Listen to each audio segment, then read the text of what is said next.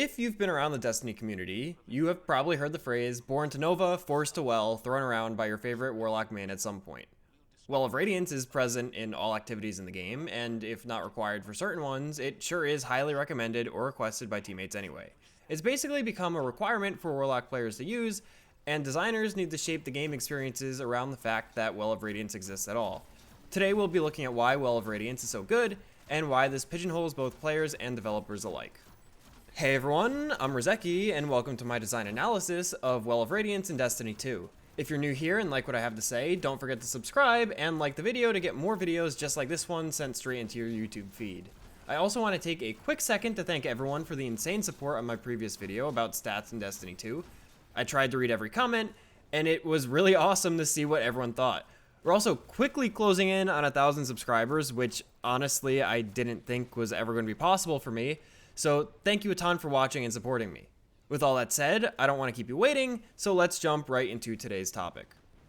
Newer Destiny players may not know this, but Well of Radiance was not originally part of Destiny. Well of Radiance was one of the new supers released alongside the Forsaken expansion in 2018.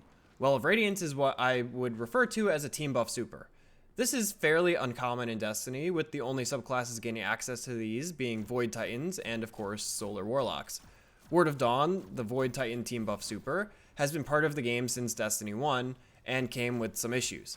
In D1, it was common to have 2 Titan players on each fire team, each Titan running one of the 2 variations of Word of Dawn.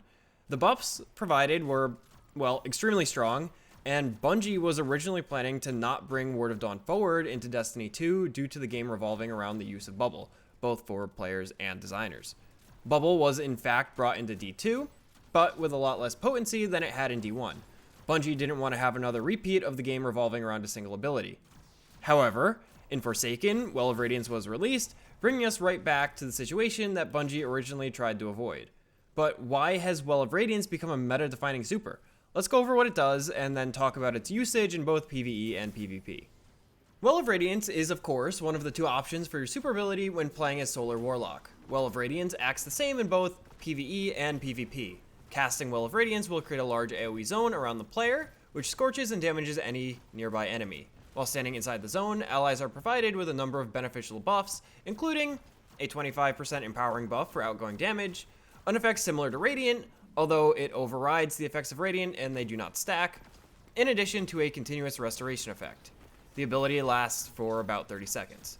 Of course, we are currently in the Season of the Wish, so these numbers and effects may be different depending on when you are actually watching this video. PvE is definitely where Well of Radiance is the most prominent. In standard difficulty content, aka strikes, patrol, campaign, etc., pretty much anything you use will work. What we're mainly talking about here is higher level difficulty activities, such as Master and Grandmaster difficulty, and encounter-based activities such as raids and dungeons. Basically, content that is made as a challenge to players is where Well of Radiance has become the ability to use. Even in Day 1 contest mode raids, it's common to see, if not one, then multiple players using Well of Radiance. But why? The number one reason that Well of Radiance is used is for the continuous restoration effect. In high-level endgame content, it is very easy to find yourself in a situation where enemies can easily kill you, including regular rank-and-file enemies. If you look at Heist Battleground Moon, you'll see that there's a very high ad density, especially in some specific rooms, and each ad does a very large amount of damage. It's difficult to quickly clear out ads on higher difficulties, and so players are in a position where they need to survive instead of plowing their way through. What's the best way to survive? Having a bunch of healing effects, of course. The easiest source of healing is, well of Radiance. Not only does Well provide you healing, but it continuously does so for 30 seconds. Any damage you take is immediately restored, so you could freely damage enemies while you are effectively immune. In Grandmaster Nightfalls, there is, of course, a slight possibility of dying to high burst damage while in Well of Radiance, but the chances of dying are so much lower if you are in Well, and of course, players are going to take that over a 100% chance of death. In a raid or dungeon setting, Well of Radiance is most used in boss encounters. The same reasons I said before apply here too. If the boss is relatively stationary during DPS, players can stand in a Well of Radiance and not have to worry about random ads damaging you, and the boss probably isn't going to be able to do too much damage to you either. There's also two other effects provided by Well of Radiance that makes DPS phases particularly dependent on it. Well of Radiance also provides a 25% empowering buff, as well as an effect similar to Radiant. What this means is that standing in a Well of Radiance not only provides enough restoration to prevent death during DPS, but also increases any outgoing damage by a free 25%. The Radiant-like effect also allows you to reload and ready weapons faster, which means you get to shoot more ammo at the boss. All of the effects combine to greatly increase the DPS of your entire team for the entirety of a DPS phase. In a day 1 setting, Well of Radiance is essential because it not only helps keep your team alive, contest mode adds hurt a lot, but also can allow your team to more easily reach DPS checks on encounters like War Priest or Crota. It's no wonder that teams opt to take multiple Well of Radiance Warlocks into activities like this. Finally, all of this applies just the same to any lower difficulty content as well. Well of Radiance keeps you alive if you're having trouble, and it helps you do more damage to boot. Okay. We know Well of Radiance is good, but is that really a problem? Technically, no, not at all. Having a powerful support option that can compete with others, such as a DPS burst super, is of course good. But remember what I opened the video with. Born to Nova, forced to Well. This couldn't be more true. If you're a Warlock player, you've probably had the experience of joining a fire team for a raid or dungeon on your favorite build. Personally, I am a fan of Briarbinds on Void Warlock. And you join just to be told that the team needs a well, and you need to switch to it because you're the Warlock. Players are forced to play in a very specific way. Since it's so good, it basically is required for everything, and that sucks. If we look at Hunters, for example, you'll find that there are a number of builds that are equally as viable and useful. Using a Star Eater Scales Hunter with Gathering Storm provides insane amounts of boss DPS, but you could also get away with using the defensive and supportive Omnioculus Void Hunter with Tether instead, and not a single person on your team would complain. It's pretty unfair to our Warlock players that they have to use Well of Radiance because it's so much better that it just completely overshadows every other option they have. Even if another build on a different subclass is good, why play something good when you could play something great instead? Pigeonholing players into a specific role or playstyle is really unhealthy for the game. If you say your favorite ice cream is chocolate, but I tell you, hey, you could only have vanilla, I would guess that you'd be pretty upset. Especially if you hate vanilla. And let me tell you something, Warlocks are like the Baskin-Robbins of Destiny. There's at least 31 different flavors of builds out there, and the majority of them are fun, unique, and engaging. I mentioned Briarbinds earlier.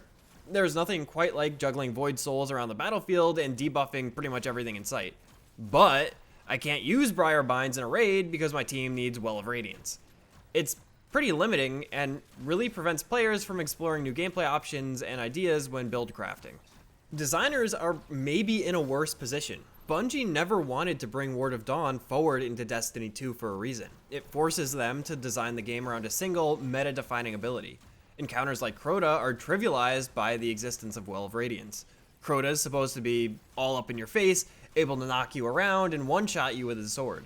But stand in a well, and now he's really only good at knocking you away. Sure, he could destroy the well sometimes, but that's why you have 2 or 3 Warlocks running it. Every single boss encounter is plagued by the ability for players to stand in one spot, not take damage, and just unload on the boss. It has gotten to a point where designers are now creating encounters to intentionally prevent the use of Well. Warlord's Ruin is a great example. Heffind, the final boss, has very, very short DPS sections and will teleport to a different location once a health gate is reached. If you pop your Well of Radiance in one section, you'll only have a small benefit from it, and then you won't have it at all for the next section. And the number of adds in combination with the attacks from the boss will make it pretty hard to aim, even if you are standing in a well due to the flinch. I will admit that Heffind is a really cool and unique encounter, but it doesn't change the fact that the designers were forced to create an encounter in a way that specifically targets the use of Well of Radiance. Fighting against your own game is not the way to go. You want game mechanics and features to complement each other, not actively fight against one another. Had Well of Radiance not been a concern, Heffind would probably look much different. Probably more stationary, probably even a single arena instead of the segmented one that we have today, maybe even some differences in the actual mechanics as well. This is the reason encounters are becoming more complex and bosses are starting to have insane amounts of health. Designers are trying to find ways to fight the use of Well of Radiance by making bosses require more and more damage to kill them, ad density is skyrocketing in multiple places, and of course, bosses like Heffend are designed to just outright ignore Well of Radiance during DPS. Remember the Reckoning activity where the devs admitted to adding a bunch of phalanxes to boot players off the edge since they expected people to chain Well of Radiance? Well, we've got the same problem still. Designers have to create specific solutions around the fact that Well of Radiance exists in the first place.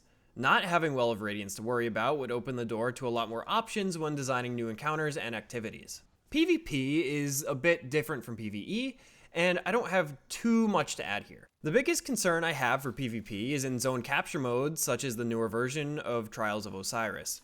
Since the primary objective is to capture a zone, being able to place a Well of Radiance, or Ward of Dawn for that matter, can be a free ticket to a win if the other team does not have a counter for it.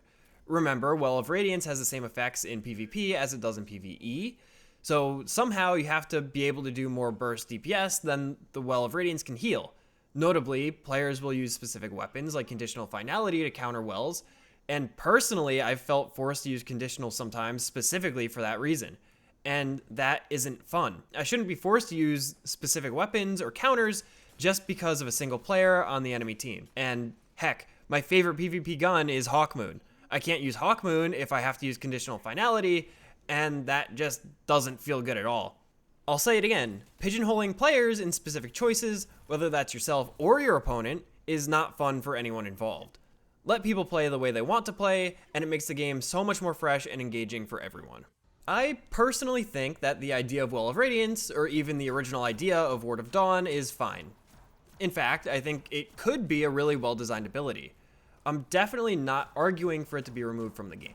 It has its place, it's just too strong, and has restricted options for both players and designers. The issues are caused by the strength of the effects provided and the limited number of options the designers can use to thwart the use of it. We ultimately want to create a game state where playing the support class is equally as viable as playing anything else. You should be able to use the builds and subclasses you want to play, because that's what makes Destiny and games in general so much more fun. Heck, Warlock has some of the most fun builds out there, and they're not even on Solar. And designers should be able to create fun and engaging activities without being forced to tailor the experience around a particular build or meta-defining ability that will always be there, like Well of Radiance. Freedom in design and freedom in build crafting is ultimately why Destiny 2 is so special. But maybe that's just my opinion. Let me know what you guys think in the comment section below or over on our Discord server. Is Well of Radiance fine the way it is? Should it be changed in some way? Or do you think it should just be removed entirely? I'm curious to see what everyone says. And of course, if you liked the video, don't forget to drop a like and subscribe for more Destiny 2 design videos in the future. But with all that said, as always, I've been Rizeki, thanks for watching, and I'll see you next time.